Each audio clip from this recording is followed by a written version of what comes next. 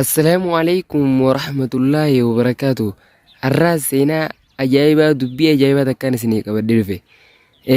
Mucaa tokkootu kilaasii keessatti maal godhanii beektaa?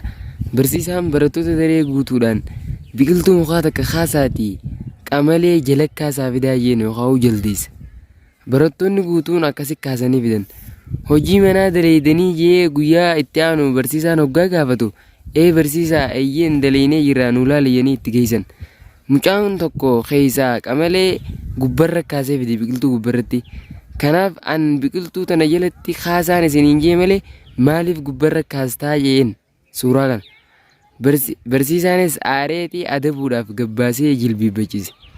Hoggaa kana mucaan kun mala baafatee maal jeenni beektaa? Barsiisaa an qamalee tana jalmattiin kaase isinii fi barattoota sodaatteeti gubbarratti ol baatee jeen. Barsiisaa fi barattoonni guutuun akkasi koflan. Akkasitti haa ka'ii deemi taa'e jeen. Dubbii tanarraa waan addaa barattan jeetii yaada. Wassalaamu alaikum warahmatullahi wabarakaatu.